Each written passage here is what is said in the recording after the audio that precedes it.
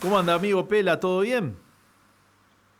¿Qué haces, Turco? ¿Cómo andás? Bien, recién estaba charlando con Sonia Tesa, que, bueno, compartió con Juan Carlos Tiziani más de 20 años en la redacción de Rosario 2 y lo estábamos despidiendo. Decíamos un día, para lo que queremos mucho, sobre todo el periodismo, más allá de coincidir en una o en otra con Juan Carlos, un tipo que era un periodista por donde lo mires. No sé si compartís y si te agarró esa tristeza que nos agarró a todos hoy.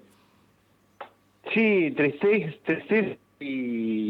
tristeza por la persona, por el tipo, por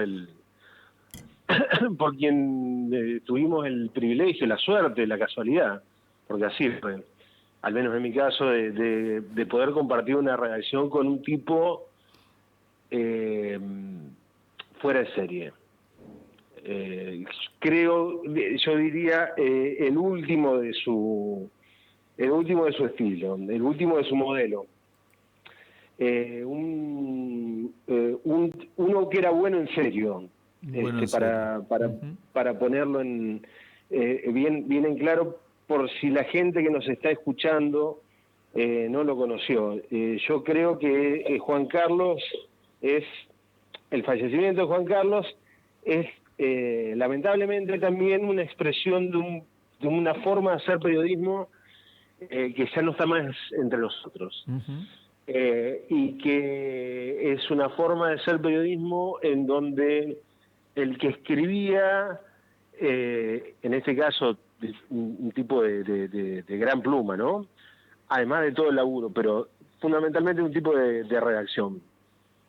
Escribía pensando en el lector no como un imbécil, sino Claro. eh, intentando desarrollar una noticia con información que estaba rigurosamente verificada y también con un formato entretenido sin eh, terminar, sin que eso signifique que el que está leyendo es un imbécil, es un idiota. Es decir, el tipo podía congeniar en su laburo una lectura entretenida, una información poderosa y una pluma muy fina. Y si a eso vos lo proyectás a que Juan Carlos fue durante décadas la crónica política diaria en los distintos medios en donde laburó, es decir, el tipo que contó la política de Santa Fe en la diaria como nadie, yo no tengo ninguna duda que de las Ujú. últimas décadas fue Juan Carlos Tiziani. Y si a eso le sumás sus investigaciones periodísticas, centralmente en la temática de derechos humanos, bueno, estamos hablando de alguien realmente extraordinario, dicho esto en su acepción más literal, ¿no? Y en el caso mío, y con vos, Turco, que compartimos la redacción del diario La Provincia con él, también significó, yo era un pibito, digamos, fue mi primer laburo ese, Claro. mi primer laburo rentado. Y la verdad es que verlo laburar a Juan Carlos y que él te diga alguno de los famosos gajes del oficio, alguna de las, eh, digamos, de los mecanismos habituales de los procedimientos más efectivos, más eficientes, de recolección de información y después de volcado de esa información en lo que yo te decía, en una nota periodística, que tenga un título atractivo, que tenga un eje atractivo. Bueno, yo la verdad es que no sé si lo hice bien o mal, probablemente más mal que bien, pero lo que aprendí en ese momento con Juan Carlos Tiziani en la misma redacción es inigualable. Es inigualable porque era un tipo, además de todo esto, era un tipo que conocía el oficio como yo nunca vi en la vida, que Claro. manejaba Sí, sí, el sí. oficio de periodista, no de periodista de figurón de tele, no de periodista de super columnista que te baja línea desde no sé qué tribunal celestial, sino el periodista de la diaria que sale a la calle a buscar información y después la traduce, la traslada y la traduce de un modo único para el lector. Ese periodista era Juan Carlos, y yo creo que lamentablemente con él se va el último de su especie. Y cero divo era. Era un No, periodista. nada. Viste que hoy el periodista quiere ser famoso. El tipo era cero divo. Nada. Por eso, siempre fue, a pesar de ser un tipo de una trayectoria increíble, claro. Tenía pergaminos que no exhibía. En distintos medios, sí, claro. Y no te refregaba la chapa por la cara, ni era alguien que pretendía ser, como decir, famoso, ni salir en la tele. De hecho, creo que no tengo idea. No sé si hizo tele. No sé si hizo tele. No sé. Me da la sensación de que no. Y si hizo fue lo menor de su carrera periodística, que estuvo centralmente en diarios, en la gráfica, en la redacción. Ahí estaba su fuerte, y también algo de radio. Sí. Pero fundamentalmente era un tipo de redacción de diario. Mira, en los primeros años de los 90, o en el 90, que nosotros éramos muy pibitos y a mí me tocó, no es autorreferencia, ¿no? Pero sí sirve para graficar lo que eran un poco las redacciones y los estudios de radio de entonces. Viste, siendo un pibito, a trabajar de esos aportes deportivos que se hacían en los programas de interés general, en un programa que se llamaba Café y Bar, que hacían el pelado Richie en LT10, Carlos Morán, el flaco Vergesio. El humo que había en ese estudio, había, lo que fumaban esos muchachos. Y encima uno era pibito y los tipos ya tenían su recorrido, además esa voz de whisky. Los veíamos gigantes nosotros, ¿viste? Y Juan Carlos era columnista ahí. Bueno, fue director de Radio Nacional, fue un tipo de radio también, ¿no? Armó estuvo en esa división noticias del LT10 en los primeros años de la democracia también, pero esencialmente la pluma, ¿no? Sí. Bueno, que sirva digamos, esto me parece que para que se entienda, era un tipo, ¿por qué digo también que es el último de los suyos, que es el último de su especie que quedaba? Porque era centralmente esto, lo que acabas de mencionar. El tipo de la redacción de un diario, donde, qué sé yo ahora escribo para algunos medios, lo hago de mi casa, lo hago con la notebook. En ese momento, las redacciones que están en extinción, lamentablemente, era ir al diario, digamos, salías a buscar la información, después llegabas al diario, te sentabas, cada uno tenía la computadora que te daba el diario, entonces te sentabas a escribir y ahí empezabas a compartir también información, digamos. Ese clima, esa atmósfera de redacción de diario inigualable, que ya prácticamente se ha perdido, que es inigualable, y que Juan Carlos era la fiel expresión de eso. Sí, Gustavo, y además, mientras contabas esto, me ponía a pensar que por ahí el buen periodista también tenía mucha calle, y eso le daba un olfato muy particular. Y esto de no solo que uno hace el trabajo en la casa, como tu caso cuando te toca escribir para distintos medios, sino que además ahora la fuente está a mano, si es que uno consulta fuentes, ¿no? Si tienes honestidad intelectual y consulta fuentes, está a mano de un mensaje de WhatsApp. Por lo tanto, también hay que salir menos, y cuando uno sale menos, aprende menos en esto que da el olfato de la calle. Y estos tipos eran eso también.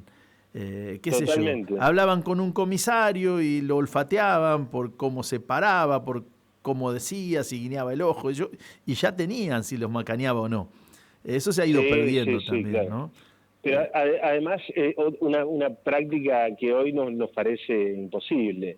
Una vez Juan Carlos me contó de un cierre de listas del Partido Justicialista, que es bien propio de la época, se estaba terminando de cerrar en la casa de Reutemann, la casa de Guadalupe, Sí.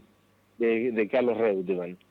Estaban todos los dirigentes que entraban y salían, que rosqueaban, que intentaban presionar a Reutemann, que al Lole que era un tótem, ¿no? Y entonces, en esa época no había celulares. Estamos hablando primer gobierno de Reutemann, 91, 95. Recontra los 90. Recontra los 90, primera mitad de los 90. Entonces, Juan Carlos estaba en la puerta de la casa de Reutemann con un anotador, ¿no? Tratando de pescar a todos los que entraban y salían, pidiéndoles información de cómo iban quedando las listas, y después se iba a la casa. Había tocado una casa vecina, una casa del lugar, que le permitieran el teléfono para llamar a la redacción de Rosario 12 e ir pasándole los nombres mientras los apuraba el cierre, los apuraba el cierre de la edición. Estamos hablando 11 de la noche, 11:30 de la noche, cerca de las 12, ¿no? Otro mundo. Ese es el mundo de Juan Carlos. Bueno, Gustavo, buen recuerdo para el gran periodista que fue Juan Carlos Tiziani. Solo te voy a hacer una corrección, si me permitís. Sí. Porque cuando empezaste, para que veas que yo te escucho atentamente, dijiste que el diario La Provincia fue tu primer medio pago. Y debiste decir que fue el único. Claro, debut y despedida. Es cierto, pero bueno, de eso también se aprende. Son experiencias únicas que tiene uno en la vida. Por ejemplo, que te paguen por tu trabajo. Impensable.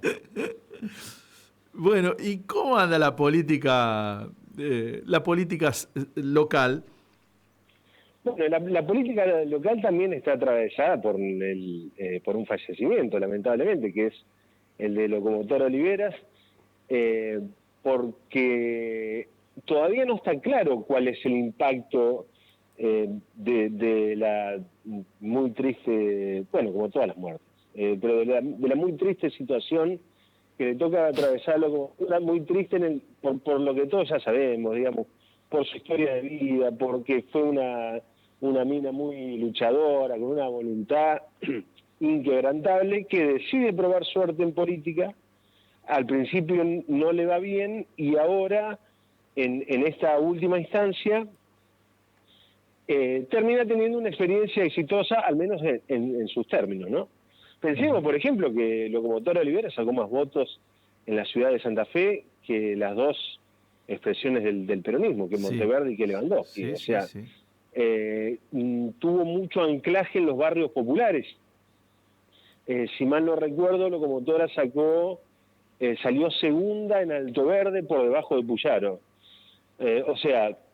Tuvo un armado importante por detrás de Ariel Sclafani, que es el amigo de Chiquitapia, que fue el armador político de Locomotora, y que estaba segundo en la lista. Y que entró, es convencional constituyente. Y entonces, la irrupción de Locomotora Olivera en la política, con un éxito relativo, hace que además, y por las condiciones en que se produjo todo este episodio desgraciado, hace que genere una conmoción en el ámbito político. Por varias razones. Primero, fue minutos antes de que iniciara la convención constituyente. El primer día de la convención, Locomotora Olivera sufre el ACV. No pudo jurar nunca. Y en el medio trastocó las estrategias de dirigentes que pensaban, o digamos, que tenían en su mirada de la convención una estrategia de capitalización política que era confrontar con Locomotora. El caso Amalia Granata, ¿no? Confrontar políticamente, decirle que era trucha, que no vivía en Santa Fe, que había desarrollado maniobras fraudulentas con su residencia legal. ¿Por qué pensaba esto? Yo intento ponerme en la cabeza de Amalia Granata, ¿no? ¿Por qué pensaba hacer esto Granata? Porque en su forma de acumulación política, el combate en el barro verbal es herramienta número uno.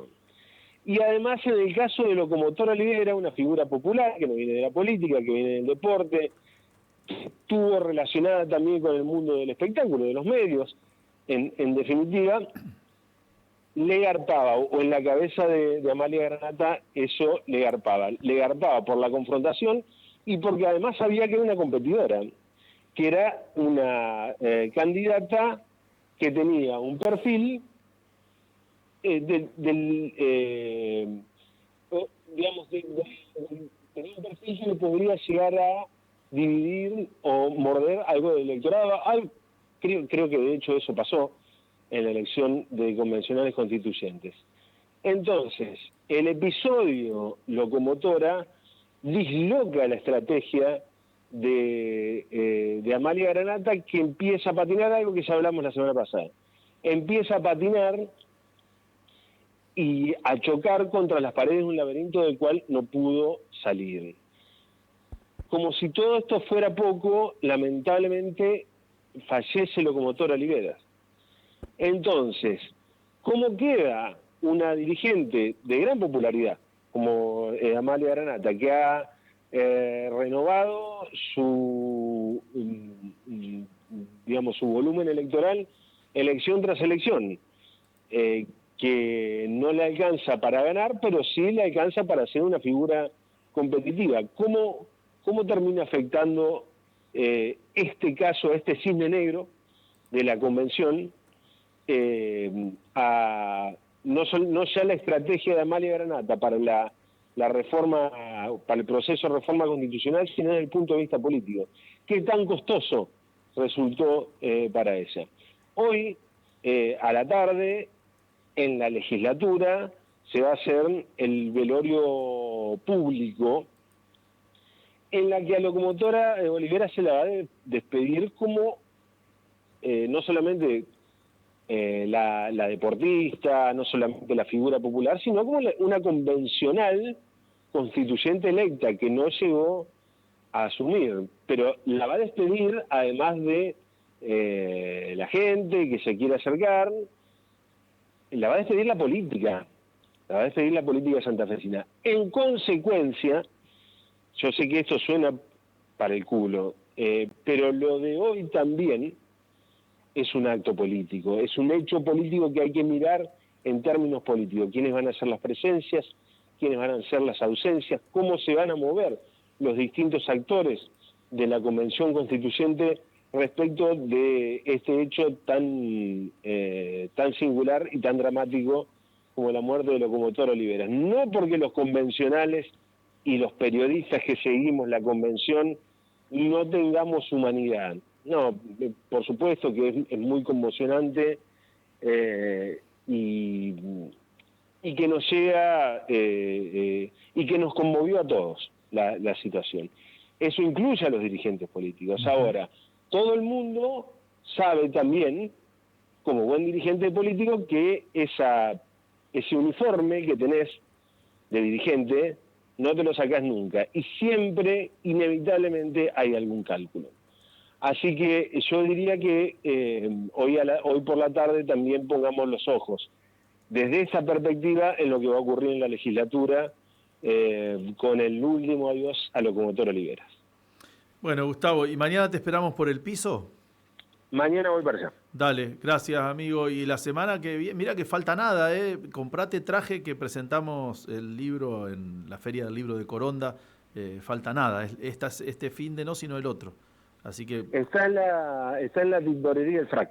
Así que no te preocupes. ¿De Frac va a ser la cosa? Frac, sí. Y con monito. Vamos a hacerlo bien. Pero Frac va con moño, no va con corbata. Le pondremos moñito. Gracias, amigo. Gracias. Un abrazo. Gustavo Chau. Pela Castro.